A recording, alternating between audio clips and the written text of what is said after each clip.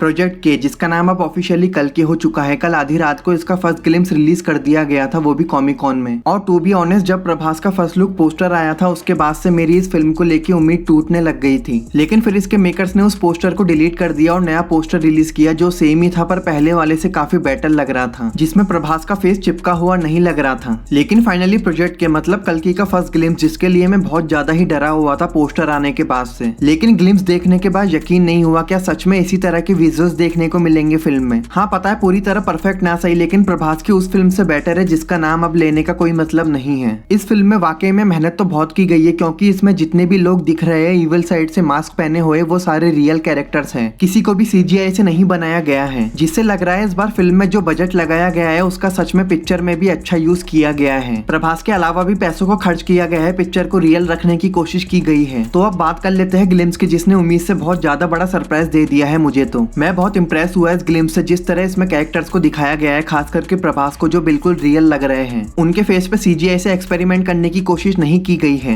उनका लुक भी रियल लग रहा है। और ग्लिम्स का लास्ट वाला प्रभास का शॉट काफी अच्छा लग रहा था, बिल्कुल बाहुबली स्टाइल। बाल खुले हुए हैं, जिस तरह वो भाला पकड़ के अपनी आंखें खोलते हैं, इंटेंस लुक देखने को मिलता है उनका। तो जैसा ग्लिम्स में देखने को मिलता है पूरी दुनिया पे अंधेरे ने कब्जा कर लिया है, जो इंसानियत को अपना गुलाम बनाना चाहता है। लोग जीने की उम्मीद खो चुके हैं, पीने के लिए पानी भी नहीं है, अपनी जान बचाने का उनके पास कोई रास्ता भी नहीं है। और दीपिका भी इसमें गुलामी लग रही है, जैसे उन्हें भी जबरदस्ती पकड़ के कैद कर लिया गया हो। उनके साथ बाकी सारी लड़कियां भी देखने को मिलती हैं। और ग्लिम्स की एक बात आपने नोटिस करी हो तो जैसे ही ये आदमी या रोबोट जो भी बोल लो इसे, ये शिवजी के पुराने मंदिर में आता है तो उसी टाइम दिया बुझ जाता है, जो ये बताने की कोशिश करता है मे बी कि जिस भगवान की पूजा इंसान आज तक करते आए हैं वो भी उन्हें नहीं बचा सकते हैं। अब उनका भगवान वही होगा जो ईविल है, मतलब बुराई। लेकिन उसके अगले ही शॉट में अमिताभ सर अपनी आंखें खोलते हैं, जो शायद इस बात की तरफ इशारा करता है कि अब बुराई से लड़ने कोई उम्मीद आने वाली है। क्योंकि जब तक अमिताभ सर की आंखें बंद थी तब अंधेरा होते हुए दिखाया था, लेकिन जैसे ही वो अपनी आंखें खोलते हैं उसके तुरंत बाद प्रभास स्लाइड करते हुए एंट्री मारते हैं, जिसका मतलब यही लगता है कि अब इंसानियत को बचाने के लिए कोई मसीहा आ चुका है। और जैसी रिपोर्ट्स निकल के आई थी उसके हिसाब से अमिताभ सर कल्कि में अश्वत्थामा का कैरेक्टर प्ले करने वाले हैं, जो सदियों से जिंदा है, लेकिन जैसे ही पृथ्वी पर बुराई बढ़ने लगी वो जाग गए, लेकिन अकेले वो भी इस बुराई को नहीं मिटा सकते हैं। इसलिए विष्णु जी को इस बुराई को मिटाने के लिए कल्कि का अवतार लेना ही पड़ेगा प्रभास के रूप में। और हाँ, प्रभास का सूट भी अच्छा लग रहा है। और जैसा कि इस फिल्म की कहानी फ्यूचर पर बेस्ड होने वाली है, वो भी 898 साल आगे की कहानी। और ग्लिम्स में जिस तरह 2898 से टाइम 2024 में आता हुआ दिखता है, तो शायद इस फिल्म में हमें टाइम ट्रेवल देखने को मिल सकता है, वो भी फ्यूचर से पास्ट में जाने का। शायद ऐसा हो सकता है कुछ हो जिसकी वजह से बुराई को मिटाने के लिए प्रभास को टाइम में पीछे आना पड़े। अमिताभ सर भी हमें 2 सीन्स में एक्शन अवतार में दिखते हैं और वो एक्शन अमिताभ सर खुद ही कर रहे हैं। मास्क के पीछे उनका फेस नजर आता है, क्योंकि उनकी एज 80+ हो चुकी है और इस एज में भी अमिताभ सर एक्शन करते हुए दिख रहे हैं, पहले ब्रह्मास्त्र में और अब कल्कि में। बहुत तारीफ की बात है, उनमें अभी भी अपने काम को लेकर डेडिकेशन है। लेकिन प्रोजेक्ट के में ट्रायंगल पर बहुत ज्यादा ही फोकस किया जा रहा है, पहले पोस्टर में अब ग्लिम्स में भी। यहाँ जब किसी को मशीन में डाल के किसी चीज के अंदर भेजा जाता है वो भी ट्रायंगल शेप में ही होता है। शायद हमें जो भी ट्रायंगल देखने को मिला है ग्लिम्स में पोस्टर में, वो कहीं ना कहीं बुराई को मिटाने में काम आएगा आगे, ऐसा मुझे लगता है। जिस तरह उस पर इतना गौर करके दिखाया जा रहा है, या फिर शायद उसका कोई और मतलब भी हो सकता है। लेकिन जैसा कि हमें प्रोजेक्ट के से कॉमिक जैसा कुछ देखने को मिला था, जिसमें इसकी कहानी का बहुत छोटा सा हिस्सा दिखाया था, जिसमें वही सब लिखा था जिस बारे में मैं पहले ही बात कर चुका हूँ। बुराई ने पृथ्वी पर कब्जा कर लिया है, लोगों की उम्मीद खत्म हो रही है, उनकी जिंदगी बदतर से बदतर हो चुकी है और इविल फोर्सेस इंसानों से जबरदस्ती शैतानों की पूजा करने को बोलते हैं, वरना वो लोगों को मारने की धमकी देते हैं और शायद कुछ को तो मार भी देंगे। जो इंसानों को बताते हैं अब तुम्हारा भगवान भी तुम्हें नहीं बचा सकता है, तुम्हें हमारे भगवान यानी बुराई को ही अपना भगवान मानना पड़ेगा। वहीं हमें अमिताभ सर का कैरेक्टर भी देखने को मिलता है, जिनसे इविल लोग अपने भगवान को सैल्यूट करने को बोलते हैं, वरना उन्हें मारने की धमकी देते हैं। लेकिन अमिताभ सर बोलते हैं मुझे मरना मंजूर है, लेकिन तुम्हारे भगवान को सैल्यूट करना नहीं। तो हाँ, इस फिल्म को लेके मेरी उम्मीद फिर से बढ़ चुकी है, जिस तरह का इसका ग्लिम्स आया है उसके बाद से। अब बस टीजर और ट्रेलर में भी पिक्चर अपना भरोसा टूटने ना दें और बेटर से बेटर ही देखने को मिले। बाकी प्रभास ग्लिम्स में सच में अच्छे लग रहे हैं, नकली नहीं लग रहे हैं, तो उम्मीद कर सकते हैं ये पिक्चर इंडियन सिनेमा को बदल सकती है। बाकी आपको ग्लिम्स कैसा लगा और प्रभास का रियल लुक कैसा लगा कमेंट करके बताना। वीडियो अच्छा लगा तो लाइक शेयर कर देना। मैं मिलता हूँ नेक्स्ट वीडियो में,